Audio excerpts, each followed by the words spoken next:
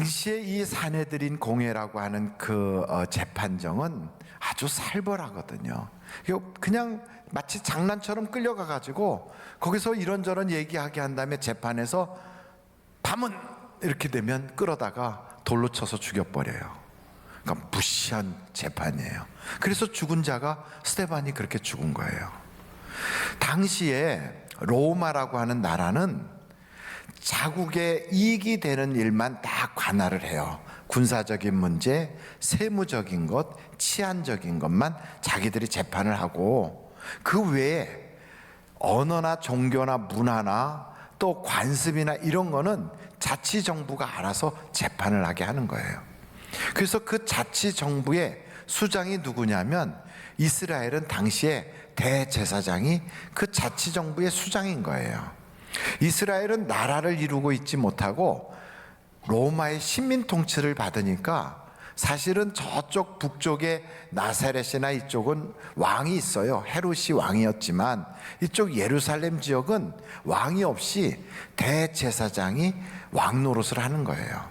그런데 이 사람은 이름이 자기의 직책이 대제사장이지만 하나님께 예배도 안 하고 하나님을 잘 믿지도 않아요.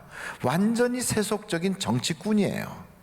그래서 어떻게 하면 이 백성들을 자기의 의도대로 잘 끌고 갈까, 이 관심밖에는 없는 사람이에요. 그런 상태에서 사도 바울이라고 하는 사람이 백성들에게 와 하고 막 이렇게 그 비난을 받고 사람들이 사도 바울을 죽이자 그러니까 자기의 정치적 입장에서 그를 죽여야 되겠다는 생각으로 재판정에다 딱 세워놓은 겁니다. 그러니 이 재판은 사도 바울에게 위기일까요? 위기가 아닐까요? 위기예요. 근데 지금 아무 말씀도 안 하고 계시는 분도 마음은 여기 와 계시는 건 맞지요? 아까 인사했던 분 생각을 지금도 계속 하고 계십니까? 예, 그래요. 위기는 이렇게 장난처럼 와요. 어떤 때는 생각지도 못했던 어려운 일이 그냥 툭 하고 생기는 거예요.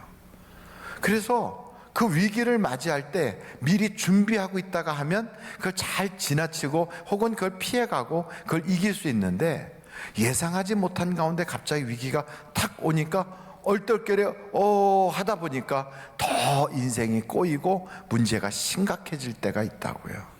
여러분, 요즘은 나라의 정치도 참 어렵고 경제도 힘들고, 그리고 그렇게 세상이 어렵다 보면 개인과 개인 사이도 마음이 부드럽지가 않고요, 날카로워지거든요.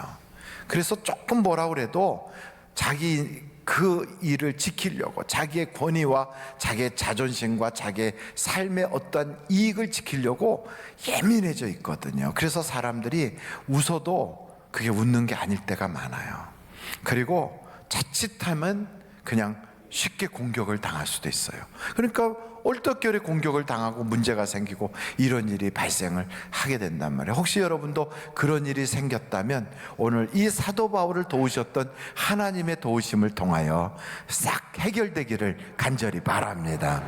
근데 이 사도 바울은 그런 일에 어떻게 이것을 해결해 나갔는가? 이 사도 바울이 그걸 해결하는데, 사도 바울이 보는 순간 지혜가 딱 떠오른 거예요. 아하, 이 사람들이 패가 둘로 나눠져 있구나. 그래서 한쪽은 바리새파고 한쪽은 사두개파구나. 둘이, 이 사람들이 다 같이 한 공회원으로 있긴 하지만 사실은 이 사람들끼리도 하나가 아니구나. 그래가지고 사도 바울과 그 공회원들 간에 갈등을 유발을 시키지 않고 자기는 쏙 빠지고 그 공회원들끼리 다투게 만든 거예요. 그래가지고 뭐라고 얘기하냐면, 나는 바리새인의 아들이고 내가 바리새인이다. 내가 이 자리에 선 것은 부활이 있다는 이야기 때문에 내가 여기에 재판에 섰다. 이렇게 얘기한 거예요. 그랬더니 바리새인들이 갑자기 사도 바울에 대해서 죽이려면 이렇게 생각하고 있다가 우리 편이라고? 그 생각이 탁 달라진 거예요. 그래, 부활 때문에 재판받아? 있을 수 없지. 그래가지고 그 사람들이 막 의기가 분천해서 일어나서 천사가 그런 얘기를 했을 수도 있고, 아니 그런 하나님의 계시가 있을 수도 있고, 그 부활이 사람이 죽으면 부활하지 그럼 사람이 죽으면 끝인가? 막 이래가지고 그는 죄가 없다 막 이렇게 나온 거예요. 그랬더니 사두개파들은 부활을 안 믿거든요. 이 사람들은 천사도 안 믿거든요. 그러니까 이 사람들이 아니다, 그는 죄인이다 하고 막 자기들끼리 싸운 거예요. 그러다 보니까 서로 싸우다가 화가 나니까 막 한쪽에서는 바울을 막 멱살잡이에서 끌고 가면서 야, 말 똑바로 해 막 끌려가고, 이쪽에서는 아니야, 거기 끌려가지 마, 이리 와 하고 하다 보니까 양쪽에서 막 옷이 찢어질 지경이 돼갖고 사도 바울이 찢겨 죽게 생겼어요. 그러니까 옆에서 구경하던 천부장이 군대를 동원해서 가서 사도 바울을 구원해낸 거예요. 여러분, 이런 지혜는 누가 주실까요? 이건 학교에서 안 가르쳐요.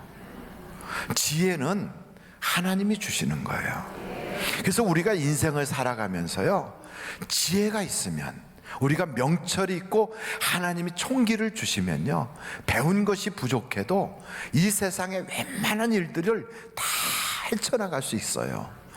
어떤 사람은 배운 지식은 어마어마하고 학력을 보면 대단한데 그가 말하는 거와 행동하는 걸 보면 우리가 보기에도 왜 저렇게 할까? 왜 사람이 저렇게 미련하지? 이런 생각을 해요. 왜 그런가 보면 지혜가 없어서 그래요. 근데 이 지혜는 하나님이 주시거든요. 어떨 때 하나님이 주시는가? 성경에 보니까 하나님을 경외하는 자에게 지혜를 주신대요. 여러분, 그래서 우리가 예배를 의식으로 드리지 말고 진짜 하나님을 높이고 우리가 그 하나님을 진실되게 겸손함으로 섬기면 우리에게 지혜가 있게 되는 거예요. 특별히 지혜를 하나님이 주실 때 성경에 보면 지혜를 받은 사람들이 꽤 많이 등장합니다. 다니엘 같은 사람, 이 사람도 하나님이 지혜를 주셨어요. 그 사람이 어디서 교육을 받았나 보니까 그 왕궁에서 한 2, 3년 교육을 받았어요. 근데 혼자 받은 게 아니고 다른 사람들도 다 받았거든요. 그런데 다니엘이 거기서 특출난 거예요. 왜 특출난가? 성경을 봤더니 하나님이 다니엘에게 지혜를 주셨더라 그래요. 그러니까 여러분, 다니엘이 그 지혜를 받게 된 거죠. 그 성경을 보니까 다니엘이 왜 그럼 하나님이 많고 많은 사람 중에서 다니엘이 눈에 딱 띄었는가? 첫째, 다니엘은 하나님 앞에 나는 하나님의 뜻대로 살겠다고 결심을 한 거예요. 두 번째는 이 세상을 살 때 하나님만을 두려워하겠다고 한 거예요. 세 번째는 시간을 정해놓고 기도하는 거예요. 이게 쉬운 게 아니에요. 여러분, 우리 예수 믿지만 시간을 딱 정해놓고 기도한다는 거, 그거 쉽지 않거든요. 그게 습관이 돼야 돼요. 여러분은 아침에 눈을 딱 뜨면 어떤 것부터 하십니까? 바로 그 순간 딱 눈을 떴을 때 바로 여러분의 침상에서, 침대에서든 혹은 이불에서든 딱 일어나자마자 거기서 무릎을 딱 꿇고 하나님께 기도하는 거예요. 근데 어떤 사람은 기도하다가 쭉 뻗어가지고 제 2차 취침 시간이 되는 그런 사람도 있을 거예요.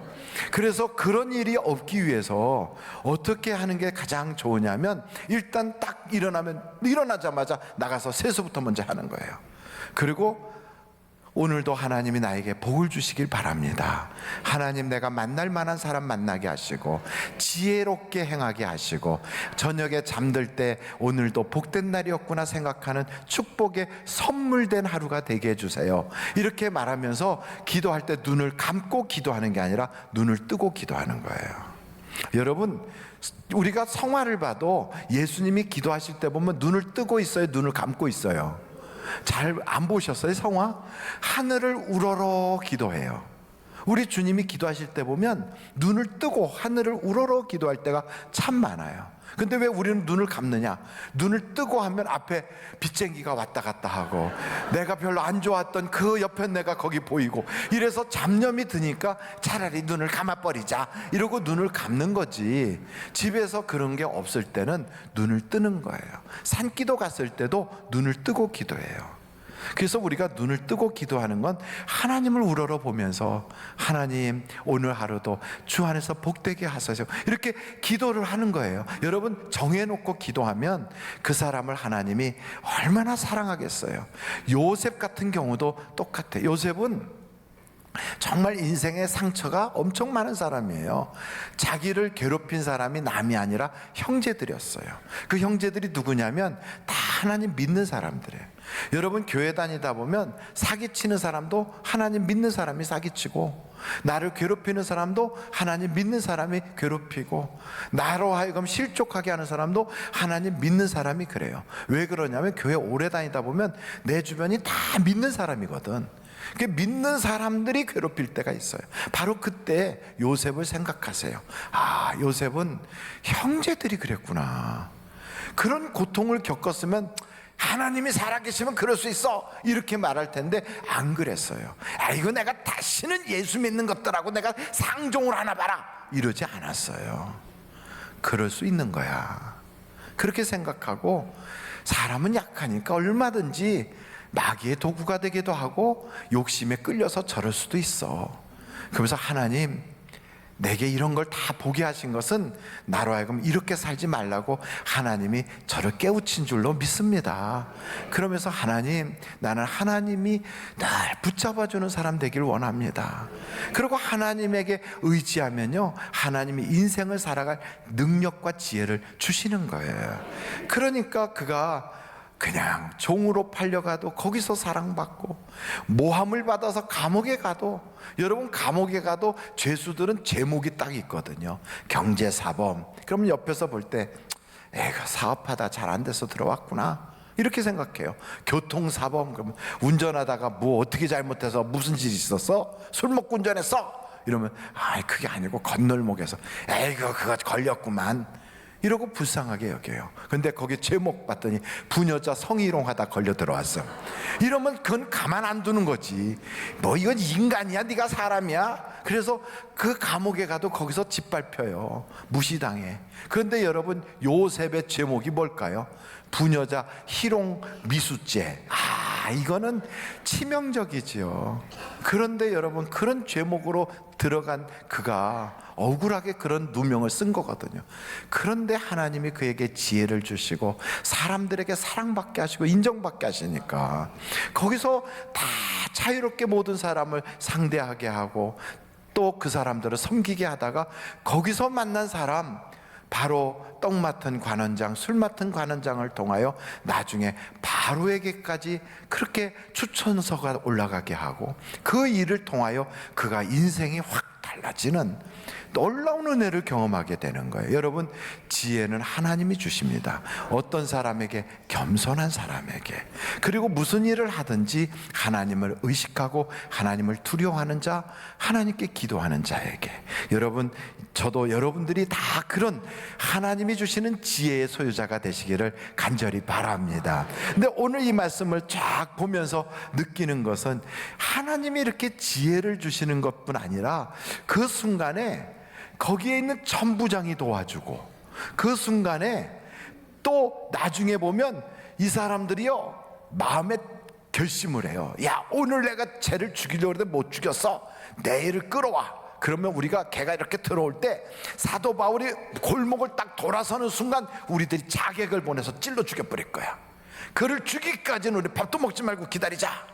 이렇게 자객이 돼서 죽이겠다고 결심한 사람이 40명이나 있었어요. 그런 위기 가운데 여러분, 그것을 알게 하는 거예요. 사전에 여러분의 인생의 앞에 함정이 놓여 있고, 또 때로는 그런 실패 위기가 이렇게 딱 있고, 내가 미처 모르고 있는 그런 어려운 일들이 딱 예상될 때 성령님이 내 안에 계시면 이걸 알게 하세요. 사람을 통하여 알게 하시고, 그것을 직감적으로 깨닫게도 하시고, 그래서 이때 하나님이 돕는 자들을 동원하시는 거예요. 한 번도 본 적 없는 천부장이 도와주시고, 로마의 군인들이 막 몇백 명이나 동원돼서 사도 바울을 지키겠다고, 그래서 그 밤에 장군과 마병들이 동원돼서 사도 바울을 긴급 후송하여 총독 관저로 옮겨지거든요. 이런 모든 일들을 보면 우연이란 없어요. 하나님이 내 편 되시면 사람은 우리를 돕는 자로 돌아서는 것을 믿으시길 바랍니다. 그래서 중요한 건 여러분, 어찌하든지 교회에 왜 다닙니까? 이유는 하나예요. 하나님께 복 받으려고 다니는 거예요. 복 받으셔야 되잖아요. 교회는 그렇게 다녔는데 하나도 안 풀리고 지질이 궁상이고 나는 왜 이렇게 억울한가? 그렇다면 여러분, 성령 내게 계시는가 한번 확인해 보세요. 노크를 해보세요. 성령님 내 안에 계시나요? 성령님은 창조주세요. 성령님은요, 공허하고 흑암이 가득하고 그리고 무질서했던 그 태초의 그 험악한 그곳을 수면에 운행하고 다니시는 그 하나님의 영이 그것을 마치 병아리 잉태하듯이 그거를 딱 품는 암탉처럼 그걸 품어가지고 빛이 있으라 해서 어둠을 밝히시고 그 공허한 곳을 다 채우시고 무질서한 그곳을 질서 있게 만드신 분이 성령님이시라고요. 하나님이 창조하실 때 그 자리에 성령님이 함께 계시고 그때 예수님도 말씀으로 함께 하셨던 삼위일체 하나님이 바로 성령님이시거든요. 그 성령님이 우리 속에 와 계시면 내 인생에 어둠이 달아나기 시작해요. 내 인생에 무질서가 질서가 잡히기 시작해요. 내 인생에 공허하게 그냥 허전하고 사는 게 사는 것 같지가 않고 아무것도 내가 손을 대기만 하면 다 쑥쑥 빠져나가서 손에 잡히는 게 하나도 없는 정말 허무한 인생, 그에게도요 성령님이 함께 하시면요 그 빈손에 채워지기 시작해요. 여러분의 인생에 자꾸만 바람 불어서 겨가 날아가듯이 휙 하고 날아가 버리고 내 인생은 마치 밀가 부는 것처럼 어지럽게 막 어지럽다가 정신 차려 보면 하나도 남은 것 없이 그냥 여기에 저기에 다 끌려나가서 인생 자체가 억울하고 답답한 그런 인생을 산다면 성령님 나를 도와주세요. 성령님 내 편이 되어주세요. 성령님 나를 붙잡아 주세요. 그러면 그 성령님이 여러분을 꽉 잡아주시는 그 순간에 여러분의 인생은 채워지게 되고 어둠은 몰라가게 되어 그리고 악한 사단마귀 귀신은 쫓겨나가게 되는 거예요. 자꾸만 인생이 안 풀리는 사람이 있어요. 가정에 가서 자녀들과 가족 간에 정말 화목하게 지내고 행복하게 살고 싶은 그 마음이 가득한데 집에만 돌아가면 좀 뭐라고 하다 보면 싸움으로 바뀌어 막 그냥 막 흥분이 되고 막 분해서 막 가슴을 찢어가면서 내가 이렇게 사는 게 아니에요 막 이러면서 억울하게 막 몸부림을 쳐도 대화가 안 돼요. 마귀가 장난치는 거예요. 내 본심하고는 달라. 나는 행복하게 해주고 싶고 나는 사랑하게 해주고 싶고 나는 그들로 하여금 정말 우리 아빠 잘한다고 우리 엄마 정말 좋다고 이렇게 하고 싶은 내 본심은 하나도 전달이 안 되고 모두가 오해와 곡해 속에서 막 그냥 막 전부 다 싸움판으로 바뀌고 왜 그렇게 될까요? 왜 인간관계가 그렇게 흩어질까요? 마귀가 장난하는 거예요. 마귀는요 여러분을 불행하게 만들어. 마귀는 여러분이 울고 땅을 치고 한숨 쉬고 한탄하는 걸 조롱하면서 기뻐하고 있어요. 여러분 그 마귀의 권세에서 빨리 벗어나야 되지 않습니까? 그러려면요 내 힘 가지고는 못 이겨요. 성경에 보니까 마귀는 눈에 보이지가 않아. 마귀는 천사가 타락해서 된 것이라 절대로 우리가 이길 수가 없어요. 이 악한 마귀, 내가 망하는 꼴을 보면서 조롱하고 웃고 있는 그 비열한 악한 놈, 내가 가장 연약하고 힘들 때 내게 도움이 절실히 필요할 때 나를 결정적으로 짓밟아 버리는 그 악한 어둠의 영, 내가요 그거를 이겨버리고 쫓아버려야 되는데 내 힘 가지고 안 돼. 그런데 성경은 그걸 도와주실 예수님이 계시다는 거예요. 그 자리에서 우리를 끄집어 주시겠대요. 우리를 건져 주시겠대요. 우리를 도와주시겠대요. 내 편이 되어 날 대신하여 싸워 주시겠대요. 그래서 성령님을 보내주신다는 거예요. 여러분 성령 받으시기를 간절히 바랍니다. 베드로 같은 위대한 사람도요 성령 받기 전에는 밤새도록 고기를 잡아도 한 마리도 못 잡았어요. 예수님 따라다니면서 전도도 해본 적 있어요. 예수님 따라다니면서 귀신도 쫓아본 적 있어요. 예수님 따라다니면서 병 고치는 은사가 나타난 적도 있어요. 그러나 그 베드로가 혼자 나가서 그물을 내리고 또 내리고 베드로 따라서 같은 제자들이 우르르 몰려가서 고기잡이나 해보자 하고 가봤지만 밤새도록 되는 일이 없었어요. 여러분 인생이 안 풀렸습니까? 되는 일이 없습니까? 교회를 다니긴 다니는데도 나가서 해보려면 사업이 이상하게 다 들어먹어 버립니까? 여러분 이렇게 답답할 때 우리 주님이 그래요. 배 오른편에 그물을 던져라. 주님의 음성만 있으면 우리는 살 길이 열려지는 거예요. 바로 그분이 성령님으로 우리에게 오시거든. 권능이 생기거든요. 능력이 나타나거든요. 어둠이 쫓겨나가거든요. 헤롯이 그를 잡아서 죽이려고 감옥에 가둬놔도 천사가 와서 그 감옥문을 열어버리거든요.